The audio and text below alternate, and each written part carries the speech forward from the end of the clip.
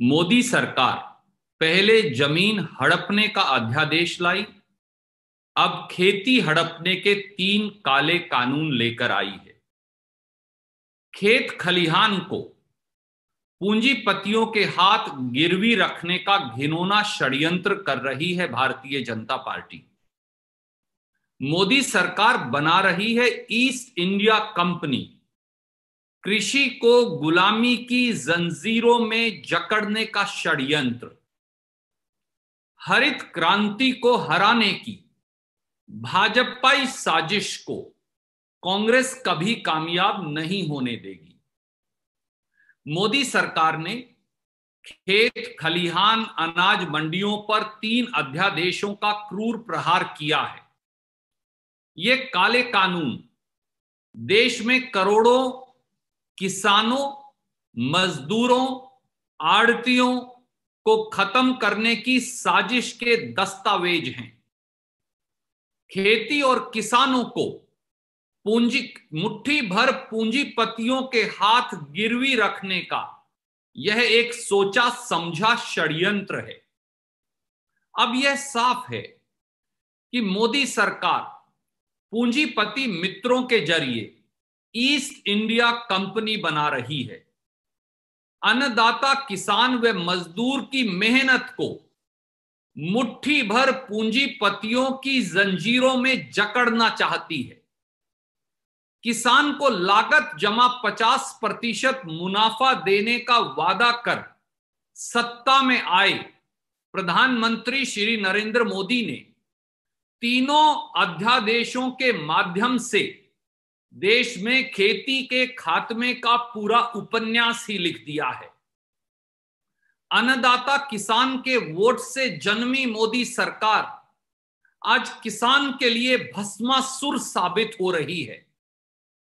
सच्चाई ये है साथियों के मोदी सरकार है ही किसान विरोधी। साल 2014 में सत्ता में आते ही किसानों के भूमि मुआवजा कानून को खत्म करने का अध्यादेश लाई। तब भी श्री राहुल गांधी के नेतृत्व में कांग्रेस व किसान के विरोध से मोदी जी ने मुंह की खाई थी और अब भी खाएंगे। किसान, खेत मजदूर, आड़ती, अनाज व सब्जी मंडियों को जड़ से खत्म करने के इन 3 काले कानूनों की सच्चाई हम 10 बिंदुओं में लेकर आपके बीच में उपस्थित हैं। पहला बिंदु, अनाज मंडी, सब्जी मंडी यानी एग्रीकल्चर प्रोड्यूस मार्केट्स कमेटीज को खत्म करने से पूरी कृषि उपज खरीद व्यवस्था पूरी तरह नष्ट हो जाएगी। ऐसे में किसानों को न तो न्यूनतम समर्थन मूल्य मिलेगा और न ही बाजार भाव के अनुसार फसल की कीमत। इसका सबसे बड़ा उदाहरण भारतीय जनता पार्टी शासित बिहार प्रदेश है, जहां साल 2006 में एपीएमसी यानी एग्रीकल्चर प्रोड्यूस मार्केट कमेटी या अनाज मंडियों, सब्जी मंडियों को पूरी तरह से खत्म कर दिया गया। आज हालात ये हैं कि किसान की फसल को दलाल बिहार में औने पौने दाम पर खरीदते हैं और फिर उसे पड़ोस के राज्यों में ले जाकर एमएसपी पर बेचकर मुनाफा कमाते हैं। अब अंदाजा लगाइए, अगर पूरे देश की मंडी व्यवस्था ही खत्म हो गई तो इसका सीधा सीधा नुकसान किसान और खेत मजदूर को होगा और सबसे बड़ा फायदा मुट्ठी भर पूंजीपतियों को होगा। दूसरा बिंदु, किसान को खेत के नजदीक अनाज मंडी, सब्जी मंडी में उचित दाम किसान के सामूहिक संगठन एवं मंडी में खरीदारों के परस्पर कंपटीशन के आधार पर मिलते हैं। मंडी में पूर्व निर्धारित न्यूनतम समर्थन मूल्य यानी एमएसपी किसान की फसल के मूल्य निर्धारण का बेंचमार्क है। यही एक उपाय है जिससे किसान की उपज की सामूहिक तौर से प्राइस डिस्कवरी यानी मूल्य निर्धारण हो पाता है।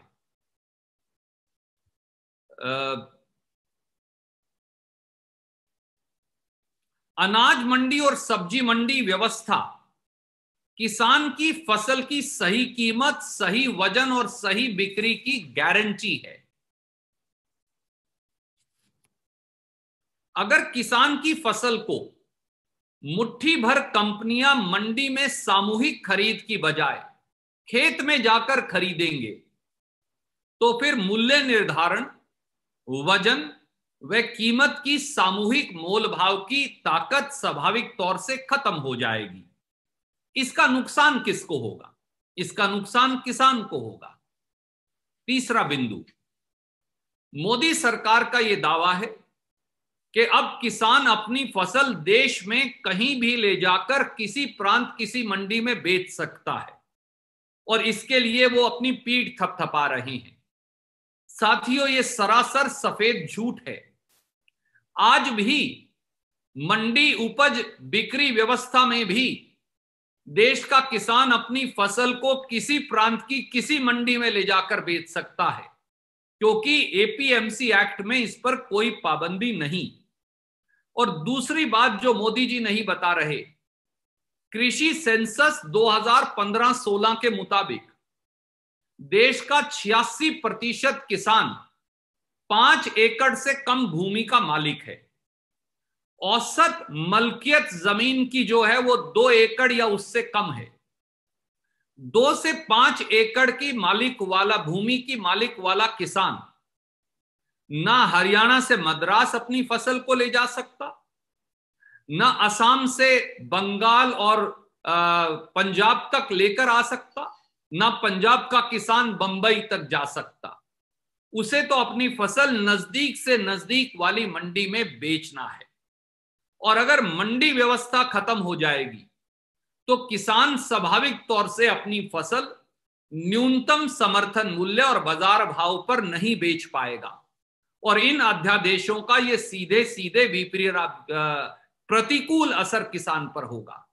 चौथा, मंडियां खत्म होते ही अनाज और सब्जी मंडियों में काम करने वाले लाखों करोड़ों मजदूर, आड़ती, मुनीम, तोल करने वाले व्यक्ति, ढुलाईदार, ट्रांसपोर्ट, शेलर, इन लाखों करोड़ों लोगों की रोजी रोटी और आजीविका अपने आप ही खत्म हो जाएगी।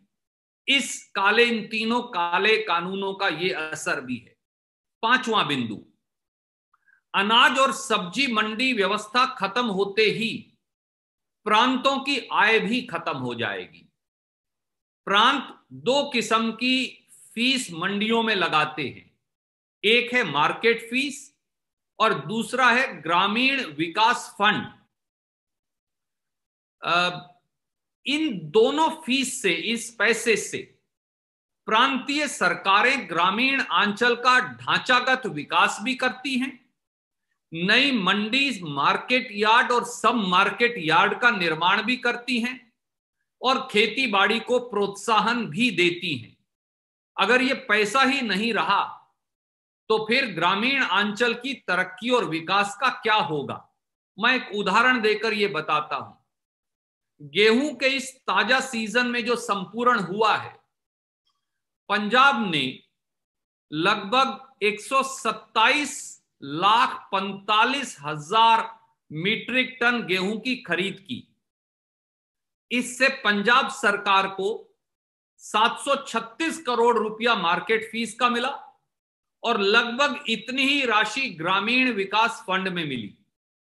जो हमारे आड़ती भाई हैं, मुनीम हैं, मजदूर हैं, उनको 613 करोड़ रुपया केवल एक फसल सीजन में कमीशन का मिला। और यह पैसा किसान नहीं देता, यह पैसा फूड कॉरपोरेशन ऑफ इंडिया और दूसरी खरीद एजेंसियां देती हैं, या जो प्राइवेट फैक्ट्रियां या कंपनियां मंडी में न्यूनतम समर्थन मूल्य पर खरीद के लिए आते हैं, वो इस पैसे का भुगतान करते हैं। अब जब ये पैसा ही खत्म हो जाएगा तो ग्रामीण अंचल का, मंडियों का, गांव के लोगों का विकास, खेती का विकास कैसे होगा, आप अंदाजा लगा सकते हैं। नंबर 6, कृषि विशेषज्ञों का मानना है और कहना है कि इन तीनों अध्यादेशों की आड़ में असल में मोदी सरकार शांता कुमार कमेटी की रिपोर्ट लागू करना चाहती है, जिसके मुताबिक न्यूनतम समर्थन मूल्य पर फूड कॉरपोरेशन ऑफ इंडिया यानी एफसीआई के द्वारा खरीद करनी ही ना पड़े और 1 लाख करोड़ रुपया सालाना मोदी जी बचा पाए। आप ये समझ सकते हैं कि अगर एफसीआई ने खरीद बंद कर दी तो किसान या कॉटन कॉरपोरेशन ऑफ इंडिया ने कपास की खरीद बंद कर दी तो किस प्रकार से, या फ्लोरिकल्चर कॉरपोरेशन ऑफ इंडिया ने फूल की, या फ्रूट कॉरपोरेशन ने सब्जियों या फलों की खरीद बंद कर दी, तो किसान को मूल्य मिलेगा कैसे? वो केवल मुट्ठी भर पूंजीपति कंपनियां होंगी जो अपनी मर्जी से मूल्य का निर्धारण करेंगी। 7वां बिंदु, इन अध्यादेशों के माध्यम से ठेका प्रथा में फंसवाकर किसान को अपनी ही जमीन में मजदूर बनाने का षड्यंत्र है। आप बताइए, क्या 2 से 5 एकड़ वाला किसान बड़ी बड़ी देश की 3 या 4 कंपनियों से नेगोशिएट करके कॉन्ट्रैक्ट फार्मिंग का कॉन्ट्रैक्ट साइन कर सकता है? उसकी क्या क्या क्लॉज होगी उसका निर्णय कर सकता है? क्या उस अनुबंध पर बराबरी के आधार पर बड़ी कंपनियों से 2 एकड़ वाला साधारण गरीब किसान नेगोशिएशन कर सकता है? जवाब नहीं में है। यही नहीं, कॉन्ट्रैक्ट फार्मिंग अध्यादेश की सबसे बड़ी खामी तो यह भी है कि न्यूनतम समर्थन मूल्य पर खरीद अनिवार्य ही नहीं, यानी आप कॉन्ट्रैक्ट फार्मिंग का अनुबंध करके किसी भी औने पौने दाम पर किसान की फसल या उपज को खरीद सकते हैं। जब मंडी व्यवस्था खत्म हो जाएगी और कॉन्ट्रैक्ट फार्मिंग में 2 या 3 या 4 या 5 एकड़ का किसान एक बहुत बड़ी अडानी, विल्मर या ऐसी किसी कंपनी से अनुबंध करेगा, तो क्या वो बराबरी के आधार पर यह निर्णय कर पाएगा? क्या मोदी सरकार इस देश में, जिससे कांग्रेस लड़ी और अंग्रेज से भी हम लड़े, एक नई जमींदारी प्रथा का पदार्पण कर रही है? यही नहीं, कॉन्ट्रैक्ट फार्मिंग के माध्यम से कानूनी पेचीदगियों और अफसरशाही के जंजाल में गरीब और साधारण किसान को फंसा दिया जाएगा। अगर कंपनी और किसान में खरीद को लेकर कोई विवाद हुआ तो उस कॉन्ट्रैक्ट की इंटरप्रिटेशन के लिए पहले एक बोर्ड बैठेगा, फिर एसडीएम और डिप्टी कमिश्नर के पास अपील जाएगी। मैं ये आपके दर्शकों और पाठकों के विवेक पर छोड़ता हूं। क्या 2 या 3 या 4 या 5 एकड़ वाला गरीब किसान बड़ी बड़ी कंपनियां जिनका अफसरों के ऊपर पूरा असर होगा और जिनके पास बड़े से बड़ा कानूनविद होगा, क्या किसान उनका मुकाबला कर सकता है? सीधे सीधे गरीब किसान, साधारण किसान लुट जाएगा और ये कंपनियां उसकी आय और आजीविका पर नियंत्रण कर लेंगी। 8वां बिंदु, कृषि उत्पाद, खाने की चीजों, सब्जी, फल फूल इत्यादि, इनकी स्टॉक लिमिट को पूरी तरह से हटाकर आखिरकार ना तो किसान को फायदा होगा और ना ही कंज्यूमर को कोई फायदा होगा। अगर किसी को फायदा होगा तो वो जमाखोर और काला बाजारी करने वाले व्यक्तियों को फायदा होगा। वो सस्ते भाव किसान की फसल को खरीदकर, उसकी फल और सब्जी को खरीदकर जमाखोरी कर कंज्यूमर को महंगे दाम कानूनी तौर से बेचने के लिए स्वतंत्र हो जाएंगे। उदाहरण के तौर पर एक उदाहरण मैं और देता हूं। कृषि लागत एवं मूल्य आयोग की अगर रबी 2020-21 की रिपोर्ट को आप पढ़ें तो उन्होंने एक निष्कर्ष निकाला है जो चौंकाने वाला है। उनके मुताबिक सरकार दाल खरीद लेती है किसान से और जब दाल की फसल बाजार में आने को होती है तो सरकारी एजेंसियां दाल को बाजार में बेच देती हैं। इससे बाजार भाव किसान की फसल का गिर जाता है। इसी तरह से 2015 का एक और उदाहरण आपके सामने है, जब 2 या 3 बड़ी कंपनियों ने 45 रुपया किलो पर विदेशों से दाल मंगाकर हिंदुस्तान में 170 रुपया से 200 रुपया किलो बेची और 2.5 लाख करोड़ का घोटाला किया।